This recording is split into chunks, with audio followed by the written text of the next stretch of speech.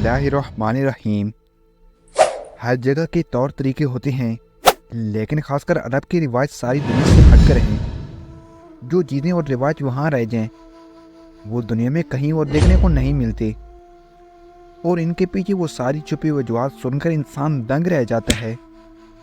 मेरी ये कहानी सुनकर आप हैरान रह जाएंगी कि किस तरह मैं शादी होकर अभी औरत बन गई, और फिर मुझे एक ऐसा राज मिला जिसे सुनकर मेरे होश उड़ गए। मेरा नाम नैदा है। इंटर के इम्तहानात के बाद मैं पूरी तरह फारिग थी और करने को मेरे पास कुछ नहीं था। घर में 2 भाभियाँ मौजूद थी, वो सारा कामकाज इनके ही ज़िम्मे था। तो मैंने इंटरनेट का इस्तेमाल शुरू कर दिया और वहीं फेसबुक पर मेरी दोस्ती एक अरबी मर्द नई मुल्ला से हुई। मैंने सुना था अरबी बहुत ही पैसे वाले औरतों के शौकीन होते हैं, इनके पास रस्म व रिवाज भी बिल्कुल ही अलग होते हैं। नई मुल्ला भी ऐसा ही था। वो रियाज शहर में रहता था और वहीं इसके सोने की 3 दुकानें थीं। काम ऐसा था कि इसका वास्ता तरह तरह के लोगों से पड़ता था, इसलिए इसकी उर्दू काफ़ी बेहतर थी। फेसबुक के ग्रुप पर होने वाली ये दोस्ती ऐसा ऐसा प्राइवेट चैट में तब्दील हुई और फिर हमारे दरमियान व्हाट्सएप नंबर भी तब्दील हो गए। नई मुल्ला बहुत ही अच्छा लड़का था, वो हमेशा बहुत इज्जत से बात करता और इसीलिए मेरे दिल में इसके लिए एक ख़ास जगह बन गई थी। कभी कभार वो मुझसे कुछ अजीब व गरीब सवाल भी पूछ लेता, जिसे सुनकर मैं हैरान रह जाती। एक दफ़ा बातों बातों में आके पूछने लगा कि नैला, बुरा ना मानो तो एक बात पूछूं। मैंने हंसकर कहा, क्या ऐसी भी कौन सी पूछने वाली बात है जिसके लिए तुम्हें इजाज़त लेनी पड़ रही है। और फिर इसने वो जो बात पूछी वो मेरे लिए वाकई अनोखी थी। वो पूछने लगा, नैला क्या तुमने कभी अपनी नाफ में तेल लगाया है। इसकी बात सुनकर मैंने हैरानी से पूछा, ये कैसा सवाल है, मैं बोला नाफ में तेल क्यों लगाऊंगी। पर इसने फिर एक अजीब सवाल पूछ लिया कि क्या तुम्हारी भाभीियों ने कभी नाक में तेल लगाया है, वो तो शादीशुदा हैं। इसकी आवाज़ सुनकर मुझे हंसी आ गई।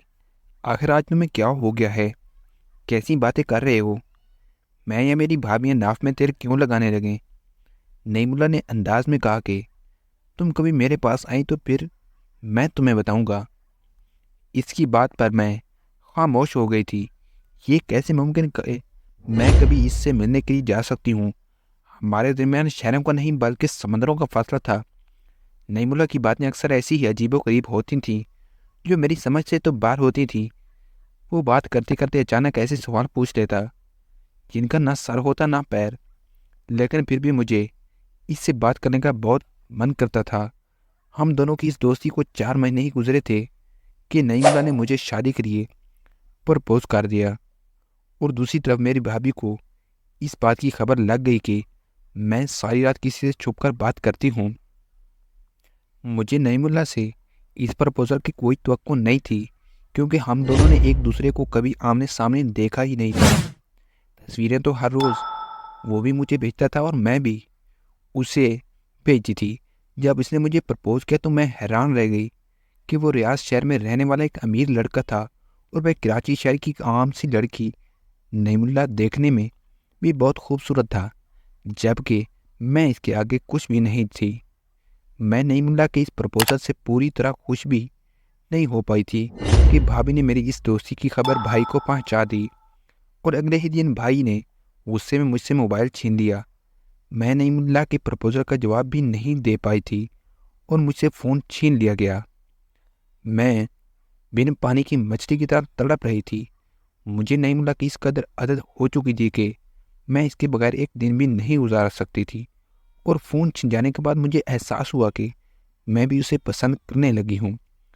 2 दिन भी नहीं गुजरे थे कि भाई ने कदमों में बैठ गई और मैंने डरते डरते भाई को नई मुल्ला के बारे में सब कुछ बता दिया और ये भी बता दिया कि मुझसे शादी करने की ख्वाहिश रखता है। मेरी बात सुनकर भाई गुस्से में कहने लगे, मुझे लगता है नैला तुम्हारा दिमाग ख़राब हो गया है। क्या तुम्हें मालूम नहीं कि ये सब ज़िंदगी के बहलाने और इस तरह ये लोग गैर मुल्की लड़कियों से दिल बहलाते हैं। वो तुम्हारी मासूमियत का फ़ायदा उठाकर कुछ वक्त तुम्हारे साथ गुजारेगा और फिर तुम्हें छोड़कर किसी और दूसरी लड़की का शिकार करने निकल जाएगा। मैंने भाई को लाख यकीन दिलाने की कोशिश की कि नई मुल्ला दूसरे लड़कों की तरह नहीं है, लेकिन भाई तो किसी तरह मानने के लिए तैयार ही नहीं थे।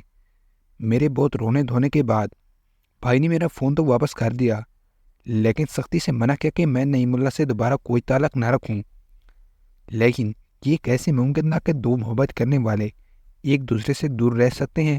اس لیے میں نے نعیم اللہ کو فون ملایا اور اسے بھائی کے غصے کے بارے میں بتایا تو نعیم اللہ کہنے لگا، اپنے بھائی سے میری بات کرواؤ، میں خود ہی ہماری شادی کی بات کر لیتا ہوں۔ یہ سن کر میرے ہوش اڑ گئے کہ پتہ نہیں وہ بھائی سے کیا بات کرنے والا تھا اور بھائی اس کی بات پر کیسے ریئیکٹ کرتے۔ اس کے بہت اصرار پر میں اس کی اور بھائی کی بات کروا دی۔ اس نے بھائی کو نہ جانے کون سا تویز گھول کر پلایا کہ بھائی کے بھائی ہماری شادی کے لیے راضی ہو گئے اور ٹیلی فون پر ہم دونوں کا نکاح پڑھا دیا گیا۔ لیکن ایک بات بھائی نے مجھے صاف طور پر کہہ دی تھی کہ رشتہ انہوں نے صرف اور صرف میری وجہ سے کیا ہے، اس کی ساری ذمہ داری بھی مجھ پر عائد ہوتی ہے۔ میں نے بھائی کو یہاں تک کہہ دیا کہ ایک دفعہ آپ کے مجھے رخصت کروا کر لے جائیں تو پھر میں ان کی ملاقات کی حد تک آ سکتی ہوں۔ ماں باپ تو تھے نہیں، بھائی کہیں آسرا تھا۔ نعیم اللہ کی محبت میں وہ آسرا بھی مجھ سے چھن رہا تھا، لیکن نعیم اللہ کی محبت کا بھوت ایسا سوار تھا کہ مجھے کوئی اور رشتہ دکھائی نہیں دے رہا تھا۔ میرے سب سے بہترین سہیلی کو جب میری محبت کا علم ہوا تو اس نے مجھ سے کہا کہ ایک عربی مرد پر بھروسہ کر کے تم بے وقوفی کر رہی ہو، کیا تمہیں یہ نہیں پتا کہ وہاں کس طرح عورتوں کو عیاشی کا سامان سمجھا جاتا ہے؟ مگر میں نے اس کی بھی ایک نہ سنی۔ مجھے تو اب تک اس بات پر یقین نہیں آ رہا تھا کہ اس طرح میرا اور آپ کے نکاح ہو سکتا ہے۔ حاکم نے واقعی اپنی محبت کو سچ کر دکھایا تھا۔ نکاح کے بعد کی پہلی رات تھی جب میں اور آپ کے ویڈیو کال پر آمنے سامنے تھے، ورنہ اس سے پہلے کبھی ہم نے ویڈیو کال پر بات نہیں کی تھی۔ نعیم اللہ نے مجھ سے محبت کا اظہار کیا اور پھر ایک عجیب سی فرمائش کی جسے سن کر میں کچھ چونک سی گئی۔ وہ کہنے لگا، نیلا، میں ایک دفعہ تمہاری ناف دیکھنا چاہتا ہوں۔ مجھے بہت ہی شرم کا احساس ہوا۔ ہم دونوں کا نکاح ہو چکا تھا، لیکن اس طرح نعیم اللہ کو اپنا پیٹ دکھانا مجھے کچھ عجیب لگ رہا تھا۔ وہ کہنے لگا، نیلا، اس میں شرمانے کی کیا بات ہے؟ اب تم میری بیوی ہو اور مجھے بس تمہاری ناف ہی تو دیکھنی ہے۔ تو میرے پاس ہوتی تو آج کی رات میں خود تمہاری ناف میں تیل لگاتا، مگر میں چاہتا ہوں کہ آج تم یہ کام خود اپنے ہاتھ سے کر لو۔ میں نے حیرت سے پوچھا،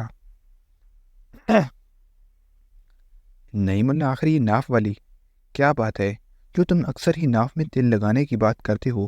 نعیم اللہ کہنے لگا، جب تم یہاں آؤ گی تو میں خود تمہاری ناف میں تیل لگا کر تمہیں بتاؤں گا کہ عربی عورتیں اپنے شوہر سے ملنے سے پہلے ناف میں تیل کیوں لگاتی ہیں۔ اس طرح کی بات سن کر میرے گان شرم سے سرخ ہو گئے اور میں نے بات بدلنے کے لیے نعیم اللہ سے کہا کہ میں تو عربی عورت نہیں ہوں۔ نعیم اللہ کہنے لگا کہ اب تو تم بھی ایک عربی عورت بن گئی ہو، کیونکہ تمہاری شادی ایک عربی مرد سے ہو گئی ہے۔ بس ایک دفعہ تم میرے پاس آؤ تو۔ نکاح کے بعد سے بہت ہی وہ بے تاب ہو گیا تھا، ہر وقت مجھے اپنے پاس لانے کی بات کرتا اور شادی کے پورے 2 مہینے بعد اس نے ساری کارروائی مکمل کر کے مجھے اپنے پاس بلا لیا۔ مجھے احساس تھا کہ میرے بھائی اس رشتے پر خوش نہیں ہیں۔ مجھے ایئرپورٹ پر چھوڑتے وقت بھی بھائی کا رویہ کچھ ٹھیک نہیں تھا۔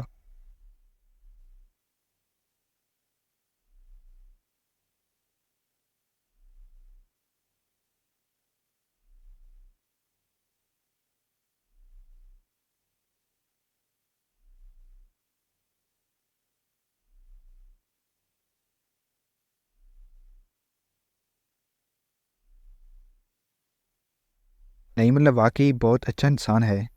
بھائی سے ودا ہو کر میں خوشی خوشی جہاز میں سوار ہو گئی اور مستقبل کا خوف کم اور نعیم اللہ سے ملنے کی کوشش زیادہ تھی۔ ایئرپورٹ پر مجھے نعیم اللہ نظر آیا تھا۔ یہ ایک دوسرے شہر کا ایئرپورٹ تھا اور یہاں سے ریاض تک ہمیں گاڑی کے ذریعے جانا تھا، لیکن جو بات حیران کن تھی وہ نعیم اللہ کا رویہ تھا۔ مجھے لگا تھا کہ وہ بھی مجھے دیکھ کر خوشی سے دیوانہ ہو جائے گا اور اپنی ورحانہ محبت کا اظہار کرے گا، لیکن وہ تو عجیب ہی جلد بازی تھا۔ اس نے میرا ہاتھ پکڑا اور مجھے کھینچا اور گاڑی میں لے کر بٹھا دیا۔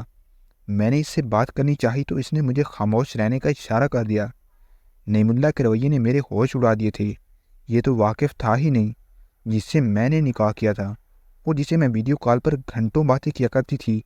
کئی گھنٹوں کی ڈرائیو کے بعد نعیم اللہ نے مجھے ایک چھوٹے سے ہوٹل میں ٹھہرا دیا اور کہنے لگا کہ تمہیں کچھ دن یہیں گزارنے ہوں گے۔ وہ مجھے چھوڑ کر جانے لگا تو میری جان نکل گئی۔ ایک غیر ملک میں اکیلے اس طرح ہوٹل میں رہنا میرے لیے بالکل بھی ممکن نہیں تھا۔ میں نے روتے روتے ہوئے نعیم اللہ سے پوچھا کہ وہ میرے ساتھ اس طرح کیوں پیش آ رہے ہیں اور میں یہاں اکیلے کب تک اور کیسے رہوں گی۔ میری بات سن کر وہ کہنے لگا، رونے دھونے کی ضرورت نہیں ہے، میں رات کو واپس لوٹ کر تمہارے پاس آ جاؤں گا۔ نعیم اس قدر جلد بازی میں تھے کہ وہ میرے پاس زیادہ دیر رکے بھی نہیں۔ وہ یہ کہہ کر چلے کہ مجھے جو کچھ بھی کھانا پینا ہو میں فون پر ہوٹل والوں کو بتا سکتی ہوں۔ نعیم اللہ کے جانے کے بعد کئی گھنٹے میں نے رو کر گزار دیے۔ مجھے لگ رہا تھا شاید میرے بھائی کی بات ٹھیک تھی۔ میں نے ایک بالکل انجان آدمی پر بھروسہ کر کے خود کو سونپ کر دیا ہے۔ رات کے 2 بجے کے قریب آپ کے واپس ہوٹل آیا تھا اور اس کے ہاتھ میں ایک نیل کی شیشی بھی تھی اور میرے پاس بیٹھ گیا اور کہنے لگا، نیلا تم مجھ سے اتنا ہی کوئی سوال پوچھو گی اور نہ ہی میں تمہیں کسی بات کا جواب دوں گا۔ جب وقت ٹھیک ہوگا تو میں تمہیں سب کچھ بتا دوں گا۔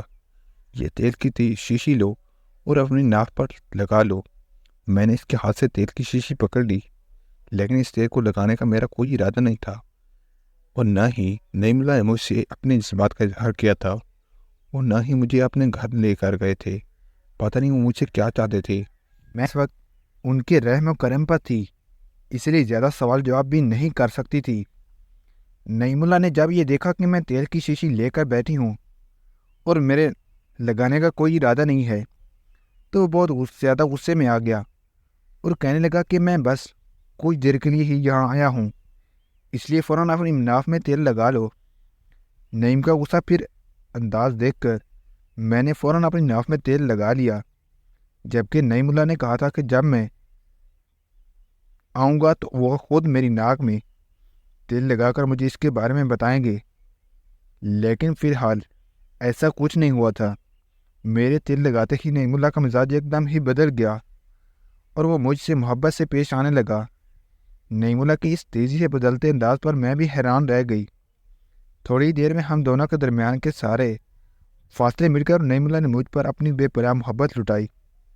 نعیم اللہ کی محبت اور توجہ پا کر میں پوری طرح خوش بھی نہ ہو سکی تھی کہ نعیم اللہ نے اچانک ہی واپسی کی جلدی مچا دی اور جس طرح وہ آئے تھے اسی طرح رات کے اندھیرے میں واپس لوٹ گئے تھے۔ نعیم اللہ نے کہا تھا کہ اب وہ 2 دن بعد آئیں گے اور یہ سن کر میں پریشان ہو گئی تھی۔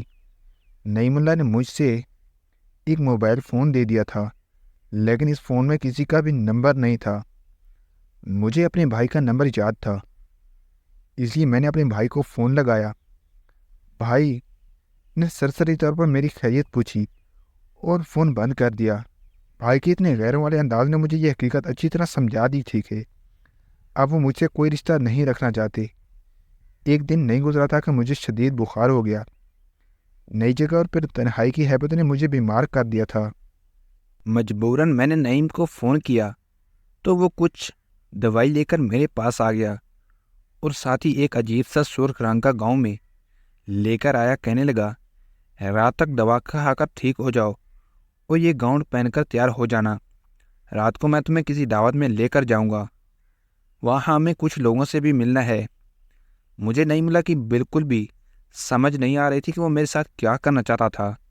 محبت کے جو سہانے سپنے دیکھ کر میں نے یہاں تک آئی تھی وہ سب مجھے صرف ایک سیراب محسوس ہو رہے تھے۔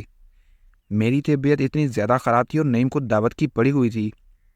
میں نے پوچھا کہ کس کی دعوت ہے تو وہ کہنے لگا کہ اس کے کسی عزیز دوست کی ہے اور ہم دونوں کو وہیں جانا ہے۔ وہ ایک دفعہ پھر مجھے چھوڑ کر چلا گیا تھا اور میں یہ سوچ کر مطمئن ہو گئی تھی کہ چلو اس کی بیوی بن کر کچھ لوگوں سے تو مل سکوں گی۔ کم از کم مجھے اب یہ خوف نہیں رہا تھا کہ وہ مجھے دنیا سے چھپا رہا ہے۔ رات تک میری طبیعت کافی سنبھل گئی تھی اور میں وہ سرخ گاؤن پہن کر تیار ہو گئی جو بہت ہی چست اور بغیر آستین کا تھا۔ اس کے سونے کے بہت سارے زیورات بھی تھے جو میں نے اپنے گلے میں ڈال لیے تھے۔ تقریب میں پہنچ کر ایک عجیب سی بات ہوئی کہ نعیم اللہ نے مجھے اپنے کچھ دوستوں سے ملوایا، لیکن سب کے ساتھ اس نے مجھے اپنی ایک دوست جو کہ پاکستانی طور پہ متعارف کروایا اور ہمارا اور ہماری شادی کا کوئی تذکرہ نہ کیا۔ میری ساری خوش گمانیاں ہوا ہو گئیں۔ آپ کے مجھے دولہا دلہن سے ملوانے کے لیے بھی لے کر گیا تو وہ دولہا کے ساتھ باتوں میں مصروف ہو گیا اور میں ایسے ہی دلہن کے ساتھ بیٹھ گئی اور یہ دیکھ کر حیران رہ گئی کہ دلہن کی ایک دوست نے اسے چھوٹی سی تیل کی بوتل لا کر پکڑائی اور عربی میں کچھ کہا جو مجھے سمجھ نہ آیا، لیکن میں اتنا جان گئی تھی کہ باقی عربی عورتیں ہم بستری سے پہلے ناف میں تیل لگاتی ہیں، لیکن کیوں؟ یہ وجہ میں ابھی تک جان نہیں پائی تھی اور نہ ہی کسی سے پوچھ سکتی تھی، کیونکہ یہاں موجود سبھی لوگ زیادہ تر عربی زبان میں ہی جانتے تھے۔ تقریب کے اختتام پر میں نعیم اللہ کے ساتھ واپس ہوٹل آ گئی، لیکن میں اسے سے پوری طرح ناراض تھی۔ مجھے یہ بات بالکل اچھی نہیں لگتی تھی کہ اس نے مجھے اپنی بیوی کے طور پر اپنے دوستوں سے نہیں ملوایا تھا۔ ہوٹل آتے ہی وہ میرے ساتھ محبت کا اظہار کرنے لگا، لیکن اسے میرے رویے سے اندازہ ہو گیا کہ میرا مزاج بگڑا ہوا ہے۔ نعیم اللہ نے تیل کی شیشی ہاتھ میں پکڑی اور کہنے لگا، میں ابھی تمہاری موڈ ٹھیک کر دیتا ہوں، اور یہ کہہ کر وہ خود ہی میری ناف میں تیل لگانے لگا۔ اس سے پہلے کہ میں اسے تیل کی وجہ پوچھتی، ہوٹل کے دروازے پر دستک ہوئی۔ نعیم اللہ نے دروازہ کھولا تو یہ دیکھ کر میرے قدموں سے زمین نکل گئی کہ دروازے پر عربی پولیس کھڑی تھی اور انہوں نے نعیم اللہ کو گرفتار کر لیا تھا۔ وہ لوگ عربی میں پتہ نہیں کیا کچھ کہہ رہے تھے جو مجھے سمجھ نہیں آ رہا تھا، لیکن آپ کے بار بار مزاحمت کی کوشش کر رہا تھا۔ وہ لوگ اسے گرفتار کر کے اپنے ساتھ لے گئے تھے اور ساتھ ہی ایک لیڈی کانسٹیبل نے مجھے بھی اشارے سے ساتھ چلنے کو کہا تھا۔ میں بہت زیادہ پریشان ہو گئی تھی۔ میں نے کبھی زندگی میں اس طرح کی کوئی سچویشن نہیں دیکھی تھی۔ میری آنکھوں سے آنسو بہہ رہے تھے اور مجھے اپنا گھر یاد آ رہا تھا۔ پولیس اسٹیشن پہنچ کر میرے لیے ایک اردو بولنے والی پولیس والے کا انتظام کیا گیا، جس نے مجھے ایک ایسی بات بتائی جو سن کر میرے ہوش اڑ گئے۔ نعیم اللہ کے والد نے اس پر چوری کا الزام لگایا تھا کہ اس نے اپنے ہی باپ کی دکان سے بہت سارے زیورات چوری کیے ہیں، اور سارے زیورات میرے سامان میں سے ملے تھے کہ انہی زیورات کی بات ہو رہی تھی جو نعیم اللہ نے مجھے گون کے ساتھ پہننے کے لیے لا کر دی تھے۔ مجھے سمجھ نہیں آ رہا تھا کہ نعیم اللہ کی تو اپنے سونے کی دکانیں تھیں، پھر اسے میرے لیے زیورات چرانے کی کیا ضرورت پیش آ گئی تھی، اور یہ سب کیا ہو رہا تھا۔ کافی دیر کی تفتیش کے بعد پولیس والوں نے نعیم اللہ کو چھوڑ دیا تھا۔ ان لوگوں کے درمیان کیا بات ہوئی تھی مجھے کچھ سمجھ نہیں آ رہی تھی، لیکن بہت ہی زیادہ پریشان تھی۔ اور جب میں نے اسے غصے میں اس گرفتاری کی وجہ پوچھی تو وہ کہنے لگا کہ یہ سب کچھ تمہاری وجہ سے ہوا ہے۔ نعیم اللہ کی یہ بات سن کر میں ہکا بکا رہ گئی تھی کہ وہ اپنی گرفتاری کا الزام مجھ پر کیوں ڈال رہا ہے۔ نعیم اللہ نے مجھے بتایا کہ اس کے ماں باپ میری اور اس کی شادی پر راضی نہیں تھے اور وہ اس کی شادی کسی عربی لڑکی سے ہی کرنا چاہتے تھے، لیکن نعیم اللہ نے ان سے چھپ کر اپنی مرضی سے شادی کر لی تھی۔ اس نے خود ہی سارے دستاویزات بنوا کر مجھے یہاں بلا لیا، لیکن میرے یہاں پہنچنے سے پہلے ہی اس کے ماں باپ کو اس بات کی بھنک مل گئی اور وہ اس کے ماں باپ نے کہا اگر آپ کے مجھے لے کر گھر آیا تو وہ اسے ہمیشہ کے لیے جائیداد سے بے دخل کر دیں گے۔ مجبوراً نعیم اللہ نے مجھے ہوٹل میں ٹھہرا دیا اور اپنے ماں باپ کے سامنے ایسا ظاہر کیا جیسے وہ مجھے لینے کے لیے ایئرپورٹ آیا ہی نہ ہو، لیکن اس کے ساتھ ساتھ میری فکر بھی ستا رہی تھی، اس لیے وہ بار بار تھوڑی دیر کے لیے چکر کاٹ کر چلا جاتا۔ اس نے مجھے یہ بات اس لیے نہیں بتائی کہ اسے ڈر تھا کہ کہیں میں یہ سب سن کر پریشان نہ ہو جاؤں۔ میری طبیعت خرابی کا سن کر اس نے سوچا کہ وہ مجھے ہوٹل سے باہر لے جائے گا تو میرا دل بہل جائے گا، اس لیے وہ مجھے اپنے دوستوں کی شادی میں لے گیا۔ شادی میں جانے کے لیے زیورات کی ضرورت تھی، لیکن اس کے ماں باپ نے اس کی حرکت پر نظر رکھی ہوئی تھی، اس لیے وہ چوری سے دکان سے لے کر زیورات آیا تھا۔ اس کے باپ کو پتہ چلا تو انہوں نے غصہ میں اپنے ہی بیٹے کے خلاف رپورٹ درج کروا دی۔ نعیم اللہ کہہ رہا تھا کہ وہ ایسا ایسا اپنے ماں باپ کو ہمیشہ ہمارے رشتے کے لیے راضی کر لے گا، لیکن جب تک مجھے اس کا ساتھ دینا ہوگا اور خاموشی سے اسی طرح کچھ دن ہوٹل میں گزارنے ہوں گے۔ نعیم کی بات سن کر میں شرمندہ ہو گئی تھی۔ میں اس کے بارے میں نہ جانے کیا کچھ سوچ رہی تھی، جبکہ وہ میری وجہ سے بہت پریشانی جھیل رہا تھا۔ اپنے ماں باپ کے شدید دباؤ کے باوجود بھی اس نے مجھے نہیں چھوڑا تھا۔ میں نے نئی ملا سے کہا کہ وہ پریشان نہ ہوں، میں ہر طرح سے اس کا ساتھ نبھانے کے لیے تیار ہوں۔ میری یہ بات سن کر نئی ملا کافی مطمئن ہو گیا اور کہنے لگا، جاؤ پہلے تیل کی بوتل اٹھا کر لاؤ، میں خود تمہاری ناف میں تیل لگاؤں گا۔ نئی ملا کی بات سن کر میں تیل کی بوتل اٹھا لائی، لیکن اس سے کہا کہ پہلے مجھے یہ بتاؤ عربی عورتیں یہ تیل کیوں لگاتی ہیں؟ نئی ملا نے مجھے بستر پر لٹایا اور خود ہی میری ناک میں تیل لگاتے ہوئے کہنے لگا، یہ تیل ناؤ میں ایک جادوئی تیل کی طرح کام کرتا ہے۔ عربی عورتیں اسے ہم بستری سے پہلے اس لیے لگاتی ہیں کیونکہ اس کے بہت سارے فائدے ہوتے ہیں۔ بہت سی زنانہ بیماریاں ایسی ہوتی ہیں جو ناف میں تیل لگانے کی وجہ سے خود بخود ختم ہو جاتی ہیں۔ عورتوں کو اس سے حملہ ہونے میں بھی آسانی ہوتی ہے۔